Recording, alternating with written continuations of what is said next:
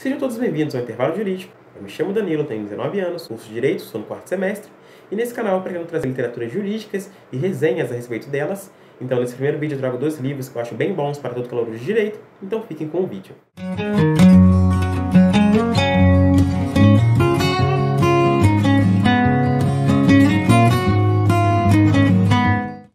Bom, o primeiro livro que eu quero trazer e comentar é o livro do Cesare Beccaria, que é um clássico do direito, um clássico da literatura jurídica, e para todo aquele que quer ter um contato com o direito, principalmente para aqueles apaixonados pela área penal do direito, né? Eu estou falando do livro Dos Delitos e das Penas, que é um livro que foi escrito no século XVIII, né? Naquele momento conturbado da França. Então, o Cesare consegue trazer conceitos da filosofia para o direito francês, que passava por um momento bem complicado, né? Então, ele, embora fosse um criminólogo iluminista, ele traz conceitos de justnaturalismo para o direito francês através da filosofia. E interessante de comentar que o Cesare ele foi educado pelos jesuítas, né? Então ele teve contato certamente com Horatio Studiorum, que eu tenho até um livro a esse respeito, né? Que é o Método Pedagógico dos Jesuítas.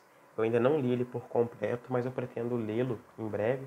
Eu posso até comentar no canal, né, mais pra frente, quando eu tiver um discernimento, conhecimento maior sobre métodos pedagógicos, né? Mas enfim, eu achei interessante de comentar. Nas minhas leituras eu gosto bastante de fazer anotações, deixar notas que eu sei que podem me ser úteis, tanto agora quanto depois, daqui a um tempo, quando eu precisar relembrar alguma informação, ou até mesmo usar na faculdade, né, referências e trechos de trabalhos. Então eu fiz aqui algumas notas a respeito do livro do Cesare, que eu vou comentar, né, como resenha para vocês. Eu achei muito interessante também uma dessas notas aqui que eu comentei, que eu fiz, que eu consegui ligar ela a um outro livro que eu estou lendo agora, que também é um livro que tem a ver com o mundo jurídico, mas é uma literatura, né? Esse livro do Cesare, é um tratado, né? Um livro até filosófico, como eu bem disse, e eu consegui relacionar com essa literatura do Aloysio de Azevedo, que é até então um tanto desconhecida, né? Tá contraposto aqui. Esse livro é um livro bem conhecido, e já esse aqui do Aloysio é bem desconhecido, né? A Condessa Vesper, que vai trazer um assunto bem interessante a respeito das acusações sigilosas que o Cesare vai tratar aqui no livro dele, Dos Delitos e das Penas. Pois bem, já no início do livro do Cesare, ele vai trazer nos primeiros capítulos os indícios de delito e a forma de julgamento. E com isso ele traz o conceito de provas, né?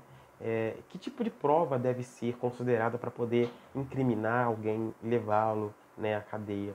Ele traz as provas concretas e as provas dependentes. Ele traz esses dois conceitos de que a prova concreta seria aquela prova que só por ela, por si, ela consegue de fato provar que aquela pessoa que foi acusada é autora daquele delito, certo?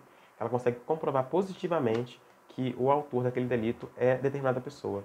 Já as provas dependentes, elas, como o próprio nome diz, elas dependem de outras provas para poder chegar a um ponto concreto de que aquela pessoa é ou não é o autor do delito. Então, ao passo de que a primeira espécie de prova comprova positivamente que a pessoa é, a segunda espécie de prova, ela não exclui a possibilidade da pessoa ser inocente. Interessante também comentar que ele traz, né, num desses capítulos, ele fala sobre os juramentos. É bem sabido que no direito romano, por exemplo, os juramentos eram bastante usados para poder criar contratos, né?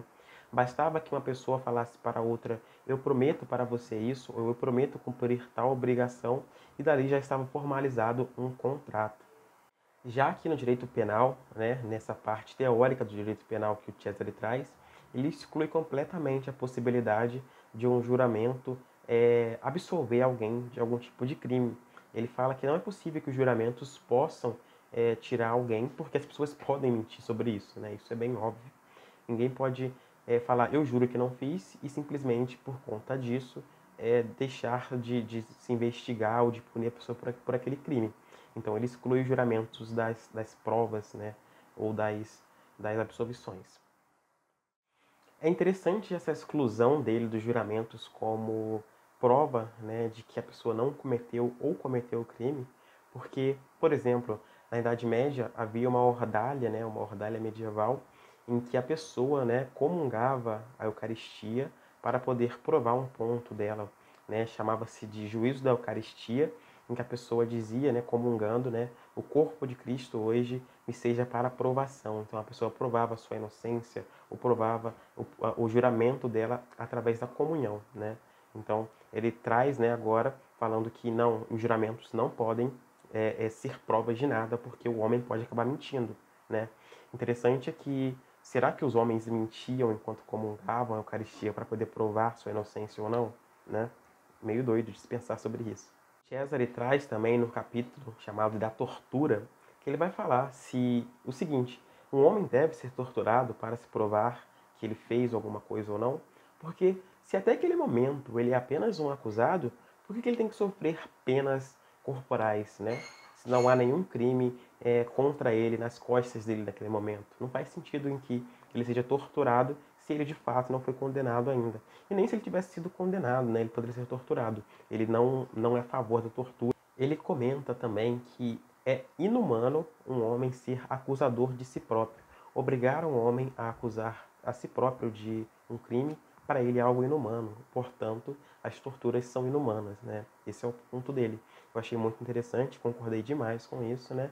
Principalmente com a parte de a pessoa ser torturada para poder confessar um crime. Certamente a pessoa confessará aquele crime para se livrar da tortura. Então, não faz sentido que ela seja torturada. Na realidade, você não acha o culpado daquele crime. Bom, ele traz também um capítulo exclusivo para falar da pena de morte, que o Beccaria ele é contra ela, certamente, né?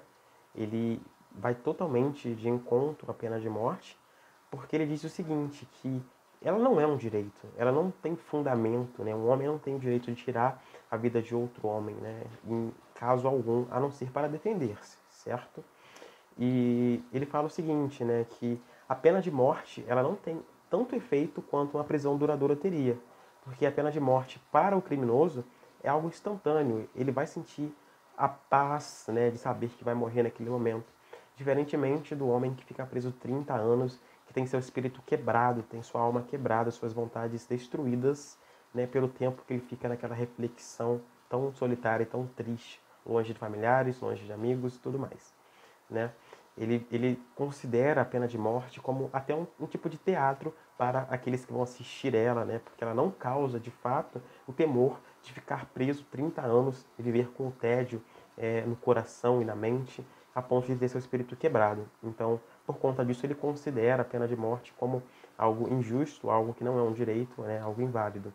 Ele diz o seguinte: nossa alma resiste mais à violência das dores extremas, apenas passageiras, do que ao tempo e à continuidade do desgosto, né? Justamente o que eu disse, ele acredita que a pena duradoura faz muito mais efeito, causa muito mais temor do que a pena de morte, que é passageira e instantânea. E por fim, a parte que eu mais gostei do livro, né, foi o meu capítulo preferido, que está na página 36 dessa minha edição aqui, que é das acusações secretas. Ele traz uma reflexão muito interessante, uma frase que eu até destaquei ela aqui. Ele fala o seguinte: quem poderá defender-se da calúnia quando esta se arma com o escudo mais sólido da tirania, o sigilo? Pois é, quem pode se defender de uma acusação secreta, de um boato, de um crime, um delito que você não cometeu, mas te acusam daquilo, né? Você não consegue se defender de um negócio desse. Que é o que justamente acontece aqui nesse livro, A Condessa Vesper, com o Coronel Pinto Leite, né? Um rapaz, né, Gabriel, se eu não me engano, que é um livro que eu não terminei ainda, ele se apaixona pela filha do Coronel Pinto Leite, e ela, né, tem sentimentos recíprocos por ele, porém, quando ele vai pedir para o Coronel Pinto Leite ela em namoro, dizer que gosta dela, o general simplesmente ri da cara dele e dispensa ele, né? Então, desde aquele dia, o Gabriel promete vingança a esse coronel. Então, desde aí, ele começa a separar uma parte do salário dele para poder todos os meses, aliás, quinzenalmente, colocar alguma espécie de difamação no Jornal da Cidade contra o Coronel Pinto Leite, que leva o coronel a ficar até um pouco louco, né? Então é justamente isso que o Cesare vai falar aqui. Quem se defende de uma calúnia, se ela está armada com sigilo, né? E por fim, o Cesare vai falar que todo governo republicano monárquico deve infligir ao caluniador a pena que sofreria o acusado se culpado. Parece ser razoável, né? Eu não sei se eu concordo exatamente com isso, porque se alguém acusa o outro de homicídio, mas o outro não cometeu, será que essa pessoa que acusou deveria ficar aquele tempo todo do homicídio preso? Eu não sei se seria razoável. Eu concordo que ela deveria ser punida severamente, sim, mas não da forma que ele comenta aqui, mas é algo interessante de se pensar. Bom, o vídeo foi esse, espero que tenham gostado, espero que tenham tido interesse de ler algum desses livros, né, que eu tenha explicado e trazido informações relevantes para vocês. Eu pretendo trazer mais livros, né, principalmente livros de filosofia do direito e direito privado, né, que são as áreas que eu mais gosto. Então, é isso. Fico por aqui. Deixe seu like e falou!